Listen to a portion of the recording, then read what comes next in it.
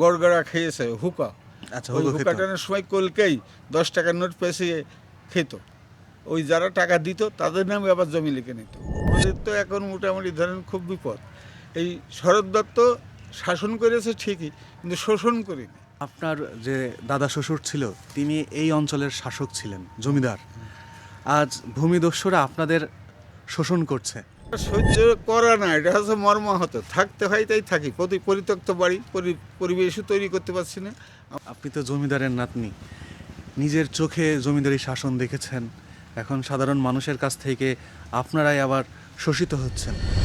দুর্গাপুজো দিতে একাই এখানে এই জায়গাটাকে দুর্গাপূজা হতো, এখানটা বড় গেট ছিল, আর এই সাইডে দিয়ে ওই পুকুরটা ওই শেষ সীমানা পর্যন্ত আমাদের। এখনো তো হ্যাঁ, এখন আমাদেরই আছে। গেটেরও তো এখন আসলে কোনো কিছুই অবশিষ্ট নেই, কয়েকটি ইট ছাড়া।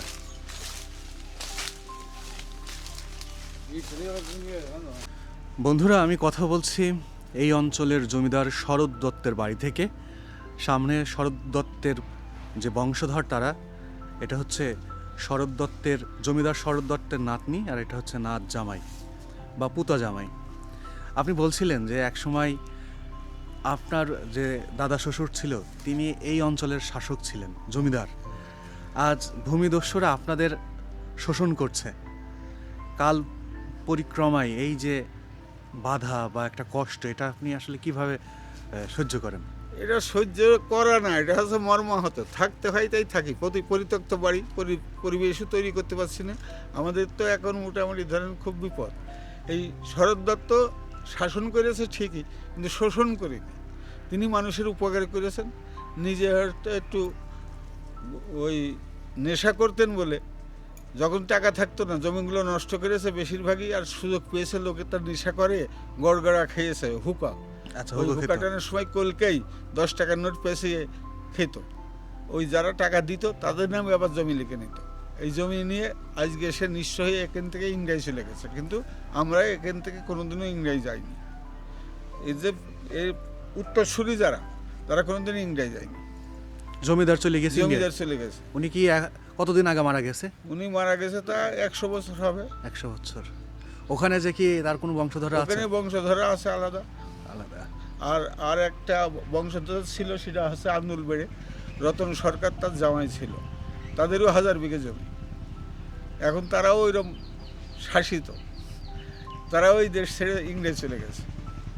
আমরাই পড়ে আছি এখানে, কিন্তু নির্যাতন অতিরিক্ত আমাদের পরে এই ভূমিদস্যু দালালরা আমাদের এই সম্পত্তি সব জোর করে নিচ্ছে।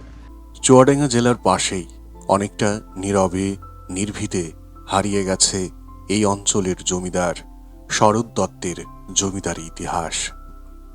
একসময়ের প্রভাবশালী জমিদার শরৎ দত্তের জমিদারি ভিটাতে এখনো বসবাস করে তার বংশধরেরা। তবে স্থানীয় ভূমিদস্যুদের কুনজরে পড়ে নিশ্চিহ্ন হয়ে গেছে জমিদারি ভবন। একসময়ের প্রতাপশালী জমিদারি ভবনের অবশিষ্ট অংশ এখন ঝোড় জঙ্গলে পরিপূর্ণ। জমিদার শরৎ দত্ত ছিলেন আজকের সরোজগঞ্জ থেকে শুরু করে ঝিনাইদহ জেলার এক অংশের জমিদার। 2000 বিঘা জমির মালিক শরৎ দত্তের নাম অনুসারেই আজকের সরোজগঞ্জ বাজারের নামকরণ। চুয়াডাঙ্গা জেলার পার্শ্ববর্তী ঝিনাইদহ জেলার সাধুহাট ইউনিয়নের বঙ্কিরা গ্রামে 13 বিঘা জমির উপর জমিদার শরৎ দত্তের বিশাল এই জমিদার ভবন। বর্তমানে এই জমিদারি ভবনটি একেবারে বিলুপ্ত হয়ে গেছে এবং ঝোড় জঙ্গলে পরিণত হয়েছে। জমিদারের শান বাঁধানো পুকুরঘাট আজও বিদ্যমান থাকলেও এখন তা অস্তিত্বহীন। পুরো বাড়িটি এখন ঝোড় জঙ্গলের স্তূপ। প্রথম দেখায় মনে হবেই না এখানে কোনো জমিদার ভবন ছিল। জমিদারের এই ভিটায় নতুন করে সুপ্রি ঘর করে কোনো মতে খেয়ে না খেয়ে দিন কাটছে জমিদারের বর্তমান বংশধরদের। বন্ধুরা, দেশ এবং দেশের বাইরে থেকে যারা চুয়াডাঙ্গা পরিবারে যুক্ত আছেন, আপনাদের সকলকে স্বাগত জানাচ্ছি। আমি আজ এসেছি একটা অখ্যাত জমিদার বাড়িতে, যেই জমিদারের একসময় প্রচুর নাম ডাক থাকলেও এখন জমিদার বাড়িতে এই ধ্বংসস্তূপ, ইট, সুরকি এগুলোই বিদ্যমান। আমি এখন যে স্থান থেকে কথা বলছি, আজ থেকে 100 বছর আগে আমার মতো সাধারণ মানুষের এই জায়গায় আসা ছিল দণ্ডনীয় অপরাধ। কারণ পিছনে যে পুকুর দেখতে পাচ্ছেন, এই পুকুরেই মূলত স্নান করত জমিদার বাড়ির লোকজন। সে সময় সাধারণ মানুষ এখানে আসা এক প্রকার দণ্ডনীয় অপরাধ। আচ্ছা আন্টি, আপনার কাছ থেকে শুনি, আপনি তো জমিদারের নাতনি, নিজের চোখে জমিদারি শাসন দেখেছেন, এখন সাধারণ মানুষের কাছ থেকে আপনারাই আবার শোষিত হচ্ছেন। সেই স্বর্ণালী যুগ আর এই যে শোষিত যুগ, এইটা আসলে আপনার কেমন লাগে? এখন খুবই খারাপ লাগে। জমিদার যখন আপনি দেখেছেন যখন জমিদারি প্রথা ছিল, সেই সময় এই বাড়িতে আসলে কেমন পরিবেশ ছিল? এই পুকুরটা ছিল তার কাটাতে ঘেরা, চৌকিদার বসে থাকতো। আর উপরে বড় বড় ওই যে না চাড়ি বলে না, মাটির ওই চাড়ি আর বালতি থাকতো, গোসল করতো সব। আপনারাও করেছেন? না, ডেঙ্গায় সব উপরে গোসল করতো, পানিতে নামতে দিত দুটো না। সিঁড়ি করা ছিল, একটা দুটো হচ্ছে সিঁড়ি উত্তর করা পাশে, উত্তর দিকে ওই সিঁড়িতে সর্বসাধারণ চান করতো। আচ্ছা। আর এই সিঁড়িতে কাউকে নামতে দেওয়া হতো না। এ বাড়ি ফ্যামিলির মেয়ে ছেলে বা ফ্যামিলিগতভাবে এরা এই সিঁড়িতে স্নান করতো। এবং চারিপাশে ছিল, বাড়িটা ছিল চারিপাশে পাঁচিল দেওয়া, আর হচ্ছে পুকুরটা ছিল তার কাটার দিকে। এই বাড়িটা আসলে কত বিঘা জমির উপরে? এই বাড়িটা হলো 12 থেকে 13 বিঘা। 13 বিঘা। আর জমিদারের টোটাল জমি ছিল কতগুলো? 18-19 বিঘা। 1800-1900 বিঘা। এখন কি আছে? না, এখন নেই। ওই সব বললাম না, এই যে আপনার ওইভাবে দিয়েছে, তখন 10 টাকায় 1 বিঘা করে জমি দিয়েছে লোকে। এইভাবে দিতে দিতে শেষ, নিজের কিছু নাই। জমিদার বাড়ির যে প্রাচীর ছিল, সেই প্রাচীরের অবশিষ্ট অংশ আর একদম পুকুরের সাথে দেখতে পাচ্ছেন, আসলে এখানে এত পরিমাণ ঝোড় জঙ্গল যে এখানে আসলে সাপ পোকামাকড়ের অভয় আশ্রম। তারপরেও ইতিহাসের খোঁজে, ঐতিহ্যের খোঁজে আমরা এসেছি।